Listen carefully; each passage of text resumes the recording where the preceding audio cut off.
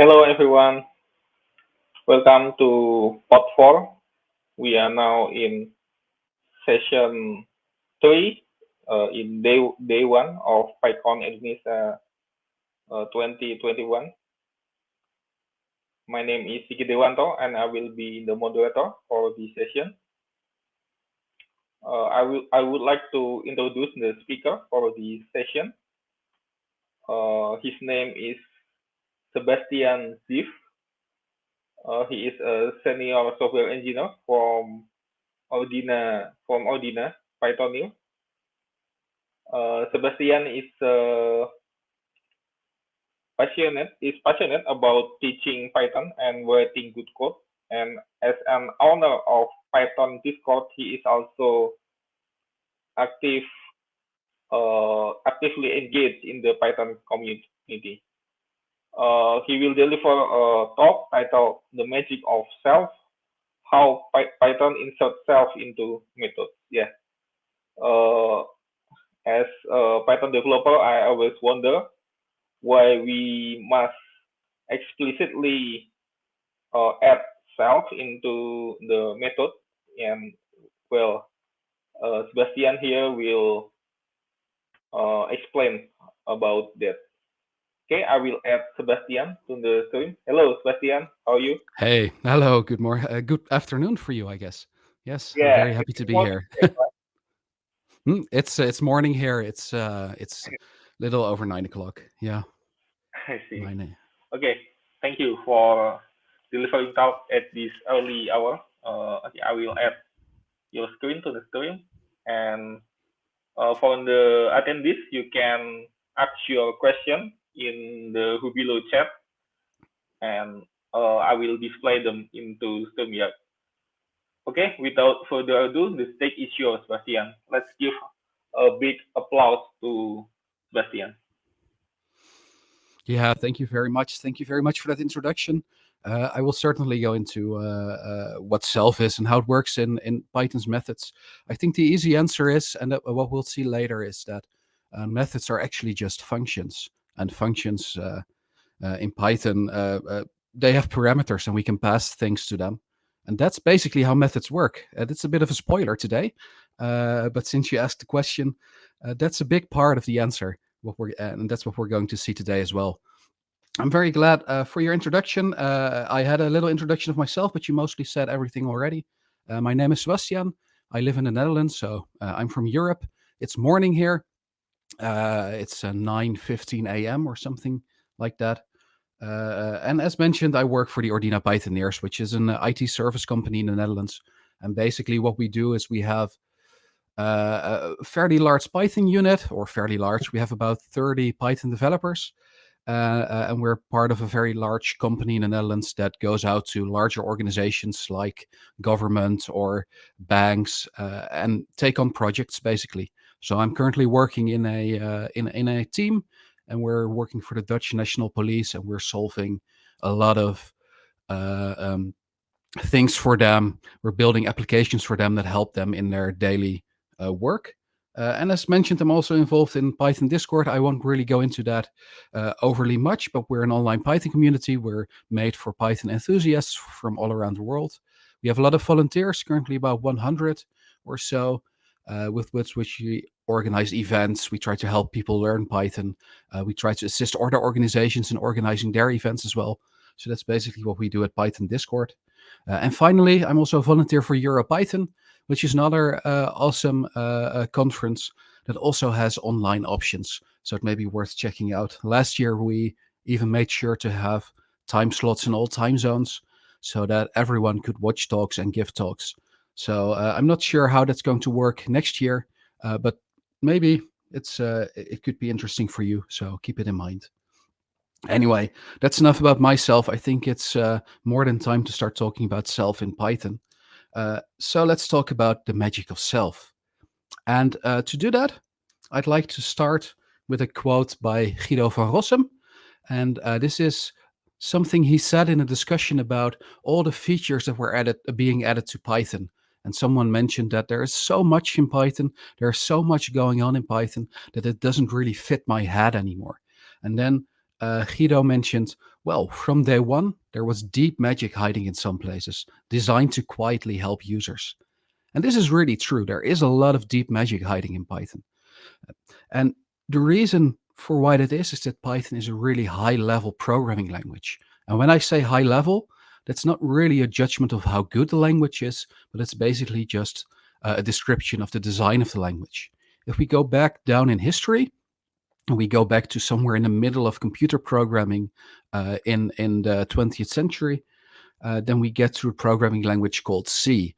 And C at the time was called a high-level programming language. These days, it's more often called a low-level programming language, which is a matter of perspective. But back then, C was called a high-level programming language for the simple reason that it took a lot of common patterns that you'd normally write out in assembler or in another language, and it gave you very handy abstractions to really easily use those. So you had for loops, you had arrays to manage your memory, you had some functions to manage your memory. So it gave you a lot of tools to do the stuff that you'd normally had to implement manually because there was nothing. Obviously, there were other programming languages already, but this is why C was called a high-level programming language. It abstracted away some of the things that you had to do to make stuff work on a computer. Now, and somewhere in the late 80s, the start of the 90s, in the 20th century, Guido van Rossum started working on Python. And one of the things he wanted to do is he wanted to create a language. It's very easy to learn, it's easy to get into, but it is still very powerful.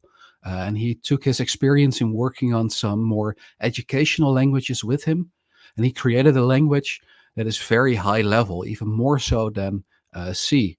And what this basically means is that in Python, you typically don't really worry about things like memory allocation. You don't really worry about the implementation details that make the stuff work on the computer.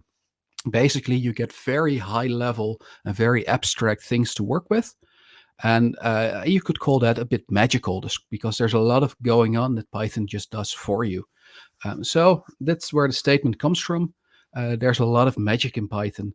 A lot of deep magic in Python that quietly helps you, the user, so you can focus on your business logic. You can implement what you want to do instead of having to focus on, did I release that memory? Should I release that memory? What should I do here? What should I do there? So Python really gives you all those tools to work with. But this leads to an interesting problem. And that problem is that people say Python, well, it's easy to learn, but it's really difficult to master. Because of all those high level objects, all those abstractions, you really it's really easy to implement your business logic, but if you want to dive beneath that layer, you suddenly have to learn quite a lot about Python. You have to learn quite a lot about the implementation details. But it is very powerful. You can get beneath that level, maybe not to the memory allocation level, but in the layer that you can use to build high-level interfaces, to build those abstract objects that you can work with, that behave like lists and dictionaries, that are very handy to use, that work just like other Python objects. You can really do that in Python. There are a lot of hooks for that. Well, and what I wanted to do today is I wanted to dive into something that I found very magical when I was learning Python. That is self in methods. And I wanted to show you that beneath self, there's a very simple protocol. It's called the Descriptor Protocol. It's something that you can implement. It's functionality that you could replicate. You could write an object that inserts self as well. And it's actually something that you can work with. And hopefully by showing that the magic is not something that we mere mortals cannot use, that it's something that we can actually use, that we can all be magicians, I hope to challenge you to go out there, dive deeper into Python, and use that knowledge to write better high-level interfaces for your own objects in your own projects. So let's start with that, and let's first dive into what I mean with the magic of self. So when I say the magic of self, what do I actually mean? And to do that, I'm going to show you a very simple Python class. I took this from one of my learning projects that I did years ago. It's a guitar management project, because I was looking for a topic that's always difficult, and I have a lot of guitars at home. So I thought, why not? Let's do something with my guitars. So this is a very simple class. It's not going to do a lot because it's just a demonstration. But as you can see, this is a guitar. You can give your guitar a name, and then the Dunder Init method used to initialize the guitar instance will assign that name to an attribute of the guitar, to the name attribute, because that name makes sense. And then a guitar has a name. So what I can now do, I can create a guitar instance for my Warwick Streamer bass, which is one of the basses that I have that I really love. I really like playing on this one. As you can see here, I just passed a name to the guitar class, and the init method will have assigned that name to the .name attribute. And we can actually demonstrate that. If I now do warwick.name, you can see that I get the name back.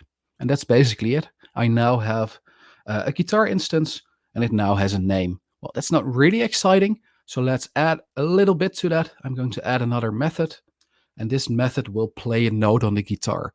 Well, actually, it will mock playing a note on the guitar, because actually making the guitar play a note with Python is something that I've never accomplished yet.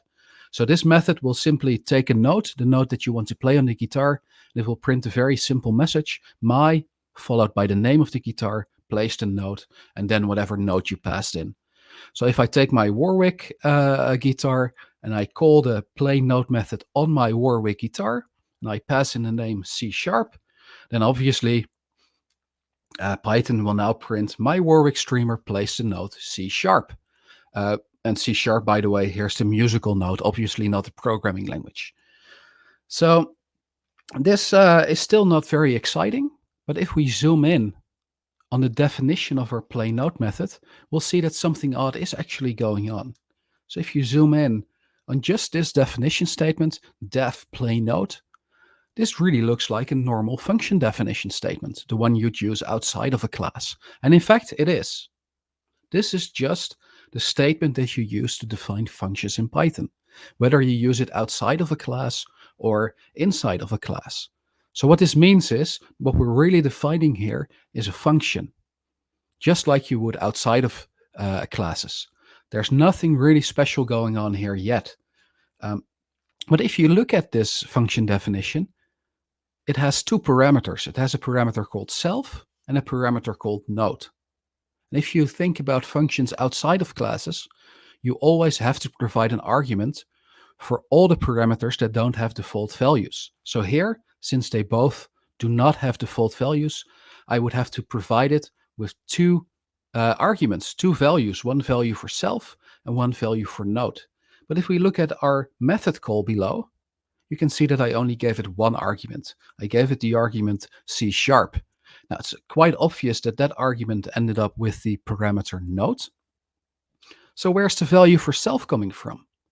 Is it just some magic? What happened? What's going on here? Well, what Python did for you, just as a service to make things easier for you, it knows that you're calling a method on a specific guitar.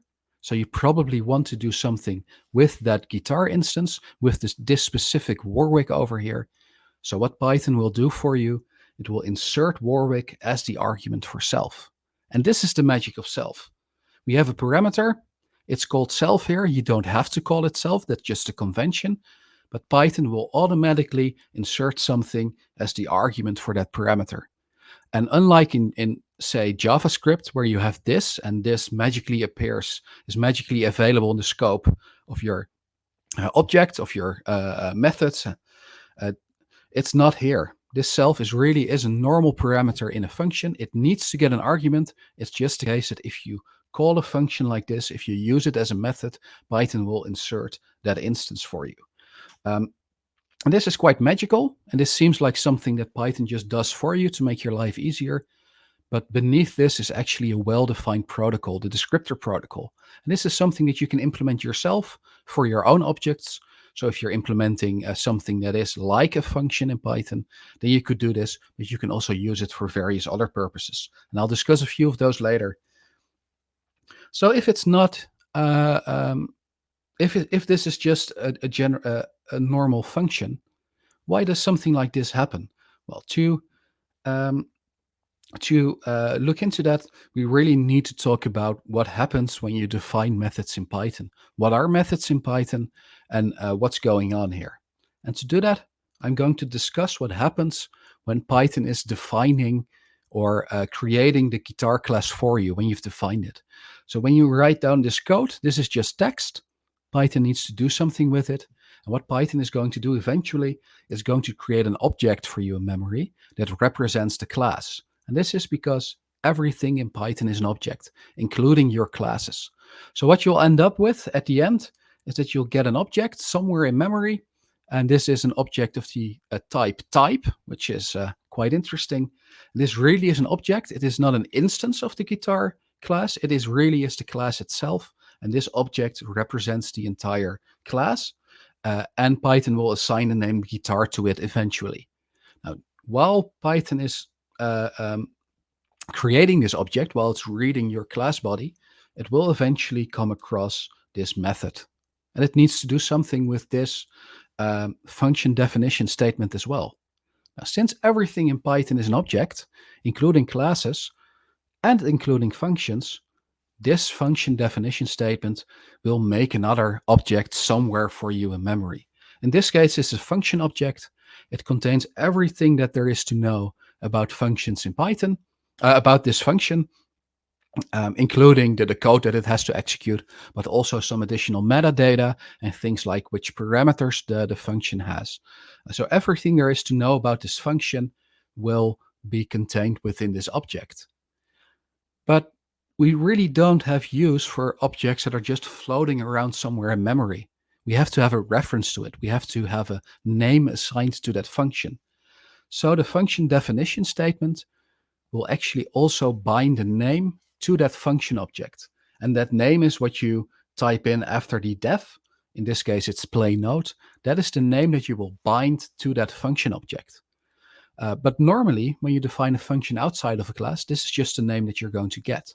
But since you're defining this function within the body of a class, within the context of a class, this name will not be a regular name, but Python will actually bind a class attribute to the function object. So what will happen is that guitar class object, it will get an attribute, plain note, and that attribute will be assigned to your function object.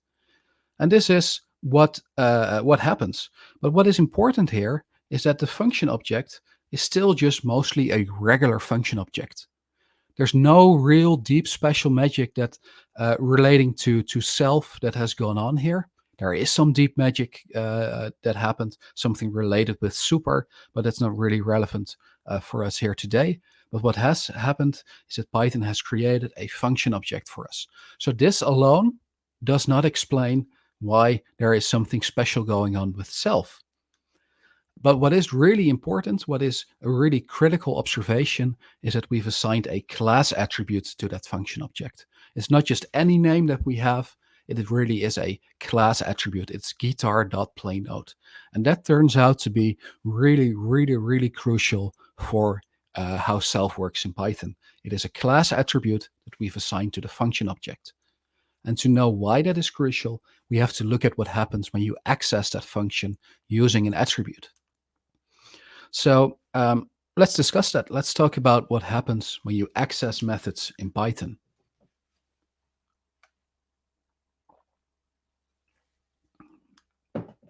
So here I have my class again. As you can see, it hasn't changed.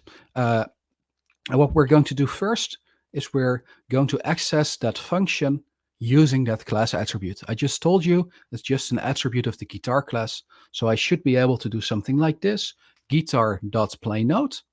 And now I'm accessing the class attribute playNote on the guitar class. And this should give me the function object.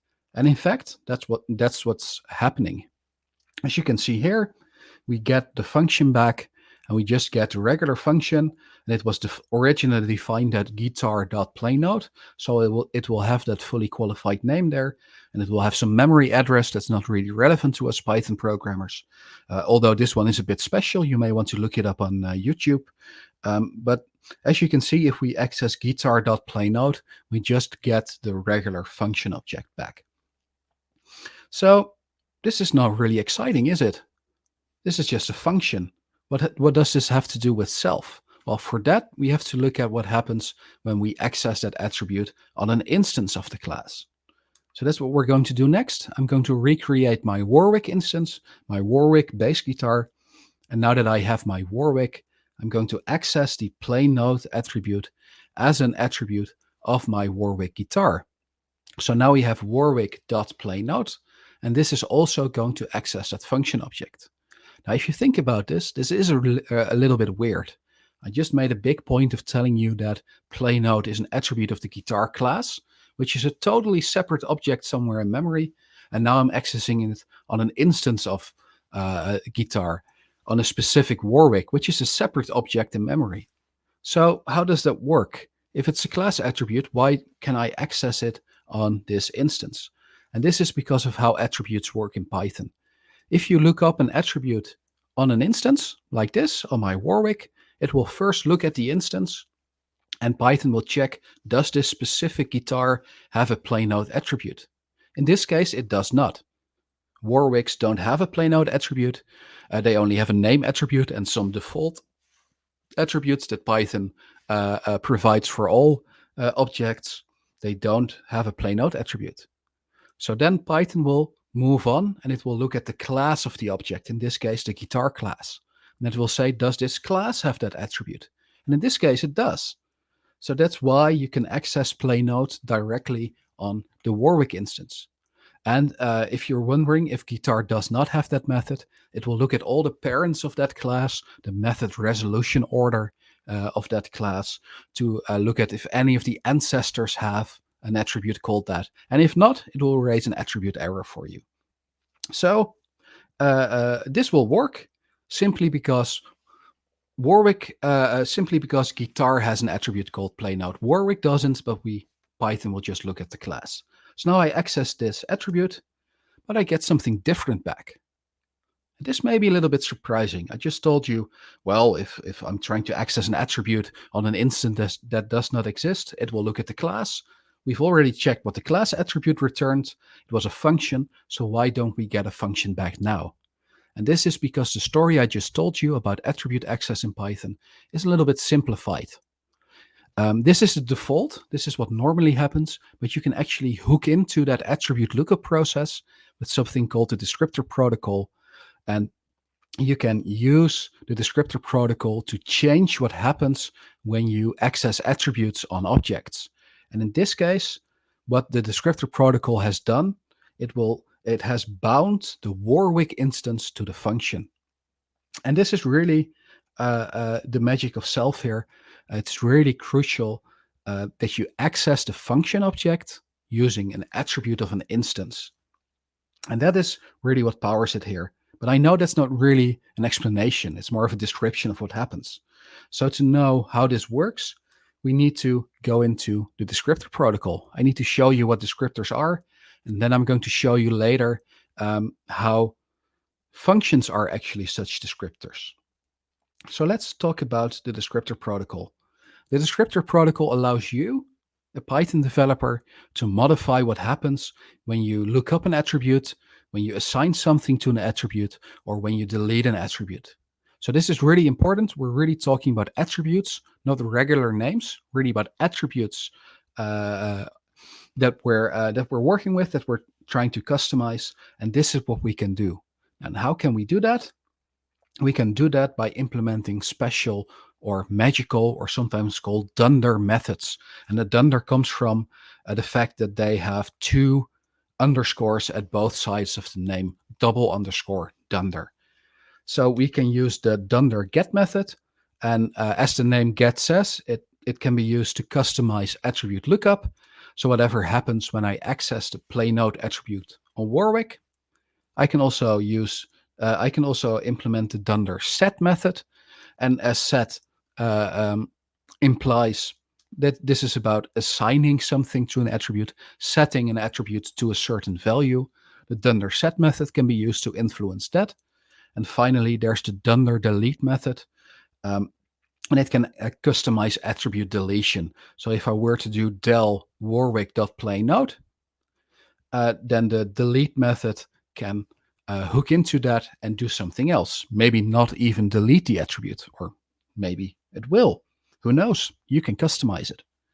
And as you may have guessed by now, probably, functions are all descriptors, and functions implement the get method.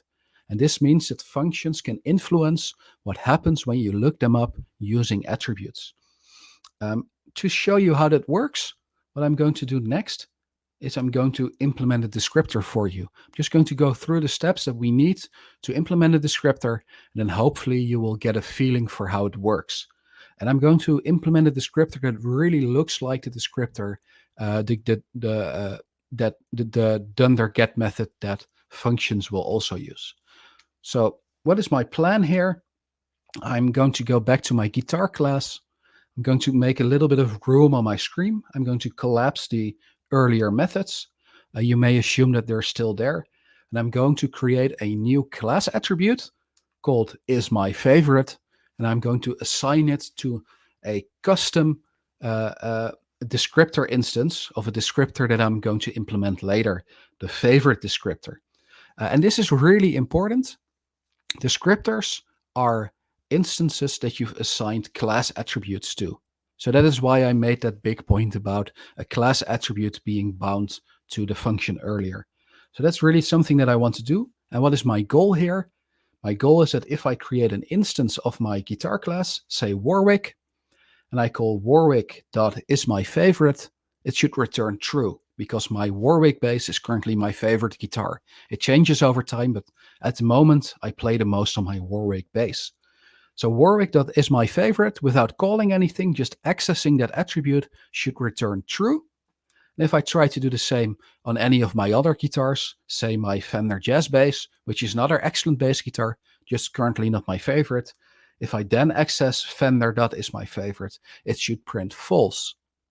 So the isMyFavorite attribute should be computed dynamically by the favorite descriptor here.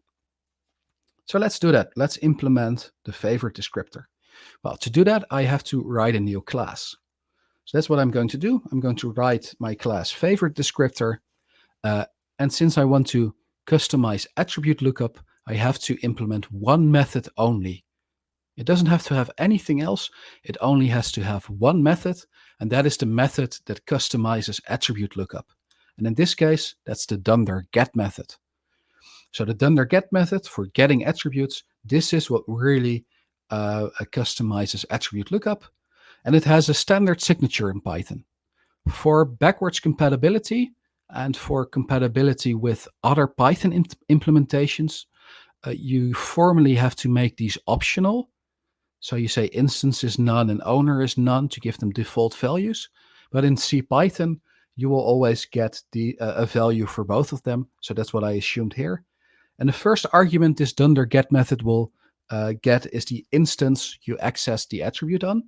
So in the example above it will be Fender, because Fender is the instance I access the isMyFavorite attribute on. So Fender will be inserted as the argument for instance, and owner is the owner class of the attribute. And in this case, the attribute isMyFavorite. It's a class attribute. It's owned by the guitar class. So owner will get the guitar class itself as a value, which can be very handy, but we don't really need it here. Now, so this is the basic method. You can ignore the return annotation, although do note the cool new vertical bar that you can use to specify your union, which is quite amazing.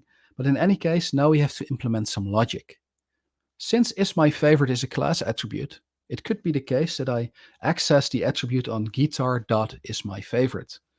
And if I do that, then Python doesn't have an instance because I'm accessing it on the class directly, guitar.isMyInstance. So I don't have an instance, so Python will pass none for the instance.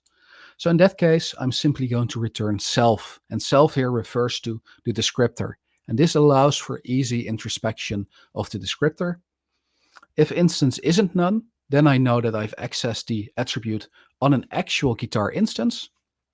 And then I can simply compare the name of the instance to the name of my favorite bass or guitar, which is Warwick Streamer, and return the result of that. Obviously, this is a little bit naive. I'm assuming that an instance will always have a name attribute, but this is just for an example. So to demonstrate that, if I now create my Warwick instance, I access the Warwick.isMyFavorite attribute on it, what Python will do, it will insert Warwick as the value for instance. It will insert guitar as the value for owner. Then we run into the method. Now instance isn't none, it's actually Warwick. So we make it past the if statement, and then we check Warwick.name or instance.name, which is Warwick streamer. They are equal, so the descriptor will return true for the attribute access. Similarly, if I now create my Fender instance and I access Fender.isMyFavorite, Fender will be inserted as the value for instance, and guitar will be inserted as the value for owner. So now I access Fender.name on the return line, which is not equal to Warwick streamer. And so the result of the attribute access will be false. And this is really what happens with the descriptor. You insert the instance, you insert the owner, there's some logic, and it will give you a value back. And that is the result of the attribute access. Now, to be complete, what will happen if I access the class attribute directly on the class? Now, in this case, there is no instance. So instance will be none. Owner will be guitar. I get to line 3 of the descriptor. If instance is none, which is true in this case, and then it will just return the descriptor itself. That's what you see here. I get the favorite descriptor object back, the instance of the descriptor class that's floating around somewhere in memory. So this is really what happens. And this is really how descriptors work. And now you might think that this is really simplified, but actually this is almost equal to how functions work in Python. And to show you that, let's look at the get method, the Dunder Get method of a function, because functions are also descriptors. So this is the Dunder Get method of a function, or actually a pseudo implementation of it. You can find the original in the C source code of C Python. It was written in C, but I've transcribed it to Python. And this is the basic logic. Functions have a Dunder Get method. They have a whole bunch of other methods and attributes as well, but they have a Dunder Get method specifically to make methods. It will get the instance and the owner. So if I have an instance, I'm accessing the method on a specific instance. Then the instance is not none. I will make it past the first if statement, and Python will create something called a Py method for us, which is just a name in C Python. But this is the bound method that we saw earlier. And that bound method gets the function, which is self, because this is a method of the class function. So self returns to the current function. It will receive the instance that you use to access it on. So now we can create a bound method that already knows what the instance is. And that is what Python will do for you. And we can show that in action. If I access guitar.playNote, in this case, I don't have an instance. I don't have a specific guitar yet. So instance is none in the Dunder Get method. So I just get the function itself back, because on line 6, we return self. And this is basically because it's equivalent to accessing the function, then using its Dunder Get method, inserting none and guitar. So, and we get the same back. We can also do this for an instance. I can create my Warwick instance again, and then I can access Warwick.playNote. Now I'm accessing the function attribute or the attribute on an instance. So instance will not be none. We make it past the first if statement. We make it to line 8, which will return our bound method. The bound method that already knows of the function and of the instance that you use to access it on. And that's because this is equivalent to accessing the function guitar.playNote, using its Dunder Get method, and inserting Warwick for instance and guitar for class. And as you can see, this returns the same bound method. And this is something you can actually just type in and do manually as well. And this really is the magic of self in Python. Functions are descriptors. They have a Dunder Get method, and they hook into what happens when you access them using an attribute. And this is how methods in Python basically work. Now, this isn't the only descriptor that's built into Python. There are a few others as well. I don't think I'm going to mention that all, although I'm probably going to get close. I'm just talking about the build-ins, not about the standard library. But I'm going to discuss a few other descriptors that you've already seen in Python, or probably have already seen. First, the class method descriptor. We often use that one as a decorator. And what it does, it wraps around the function. So it has an object around the function. It has an alternative implementation of the Dunder Get method. And instead of inserting the instance into the function to create a bound method, it will insert the class, the owner class, and it will bind the owner class to the function. And that's why class methods always get the class, the owner class, instead of the instance. Then we have the static method descriptor, which is really simple. It also has an alternative Dunder Get method. And instead of inserting anything, it will just return the function as is. So this really is a static method. It doesn't get the instance. It doesn't get the owner. You always just get the function itself. And finally, there's the property descriptor. And this one allows you to create getters and setters and deleters really easily. It's typically used as a decorator. You don't have to, which goes for all of them.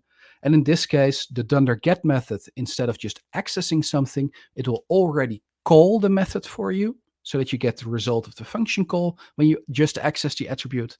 And likewise, the setter, if you assign something to that attribute, instead of just assigning that, it will actually insert it as a value into this method below, so you can customize the setter logic that you have for that attribute. So these are other built-in descriptors in Python that you can use to make amazing things. So we're nearly at the end of my talk. So let's have a quick recap of what I told you today. The first part is descriptors allow you to customize how attributes work in Python. They allow you to customize lookup, attribute assignment, and attribute deletion. And functions are such descriptors, and they use the descriptor protocol to create bound methods when you access them using an attribute. There are also a few things that I haven't covered because they can be quite complex. The first thing is that I haven't talked about the Dunder Set and the Dunder Delete methods. Those are obviously important, so you should definitely check them out. And one of the reasons why they're important is because there's a difference between different types of descriptors in Python. The documentation calls them data and non-data descriptors. Fluent Python, which is an excellent book that you can use to read more about this, describes them as overriding and non-overriding descriptors. But basically, they make the lookup chain even more complex. They will influence what happens when you access that attribute, when you access or use an attribute in Python, and they will influence that lookup chain if one of those is present. So definitely check them out. And finally, there's a Dunder Set Name method. This is not part of the descriptor protocol itself, but it's often used in descriptors, as this gives descriptors access to the name of the attribute that you've assigned to them. So these are really important. I haven't covered them. If you'd like to know more about them, you can either read a book like Fluent Python, but Raymond Hettinger also wrote a very excellent introduction to descriptors, and it's a part of the Python documentation. So definitely check it out. And then finally, I'd like to end with a very small quote. And it's a quote by Lee Segal, who was a magician and a writer and a thinker, and he wrote a book on magic. And in that he said, "I'm writing a book on magic, I explain." And I'm asked, "Real magic?" By real magic, people mean miracles, thaumaturgical acts, and supernatural powers. No, I answer. Conjuring tricks, not real magic. Real magic, in other words, refers to the magic that is not real, while the magic that is real, that can actually be done, is not real magic. And this is a very interesting quote, and that is because there is a lot of magic in Python. And yes, there is some deep magic in Python that is the kind that's out of this world, that we cannot really touch, that's just done for us. But a lot of the magic is there for us to play with, to understand, to grasp, to dive into. Just like the magic of self, there are many other Dunder methods in Python's data model that you can use to write abstractions of your own, to write better software, to write objects that behave just like lists, dictionaries, that use all those magical powers to create really beautiful interfaces, either for yourself or for the people who are using your package to write software of their own. So you can really use that magic to write high-level interfaces of your own. And I want to challenge you to go out there and use that magic to become a Python magician and to dive into this and to use it to write better software. You don't have to always use it. There's enough in Python already. But sometimes you can really write something nice and abstract that does something cool, and that really makes your software better, and that allows your users to focus on their business logic instead of the implementation details. And that's it. I was Sebastiaan. If you'd like to get the slides of this talk, you can get them on my website, sebastiaanzeeff.nl.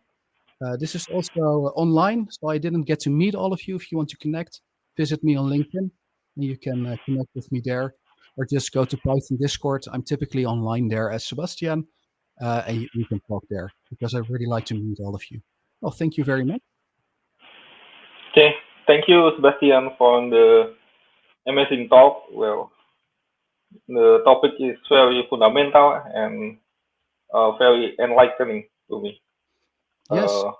Is it okay if I pull up the backend for the questions? Oh, I'll see. What do you mean the backend? Oh, if you're still sharing my screen, right, on the stream? Yeah. Okay, then I'm not going to. Okay. Actually, we have one question. Okay. Go ahead. From Hen. What is the difference between implementing the favorite descriptor and having is my favorite property decorated getter method? There is actually none in this case, because the property the property class in Python also implements the Dunder Get method.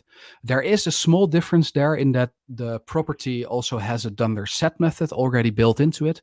So this makes property a data descriptor or an overriding descriptor. And this actually means that we cannot easily assign something to that attribute for that instance anymore, which is the part that I did not have time to cover.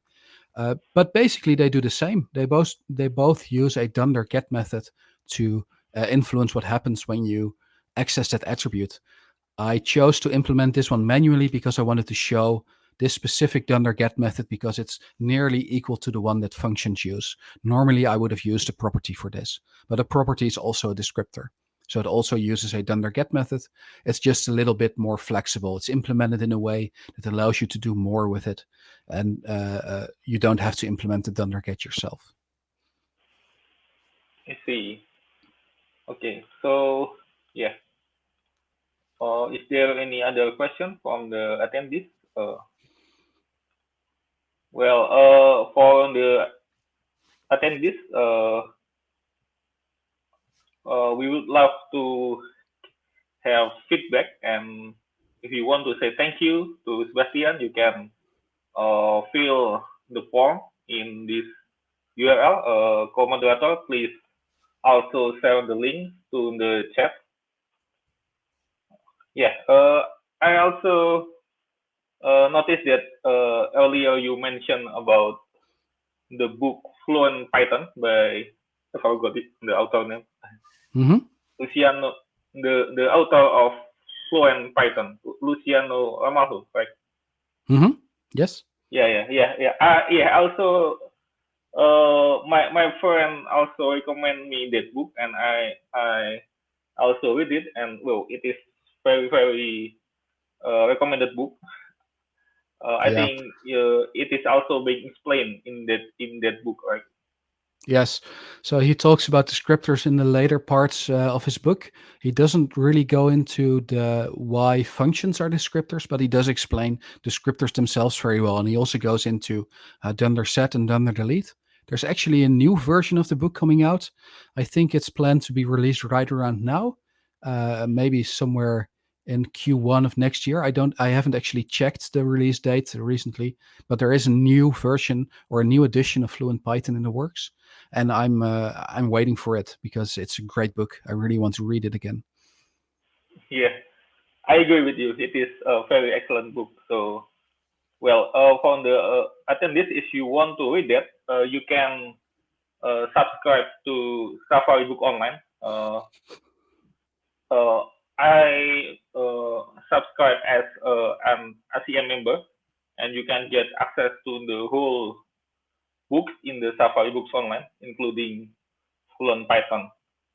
And also, Sebastian also mentioned about Raymond Hettinger. Yeah, I also saw many of his talk, and wow, being a core Python developer, his talk is also very very interesting. Yeah, I also recommend all of you to watch their talk. Okay. You have many thanks from the audience in the chat. So yeah, thank you, Sebastian, for the interesting talk. Well, Yes, and thank you all as also well. thank you for the attendees for joining us. See you on the other session. Bye. Yes. Bye.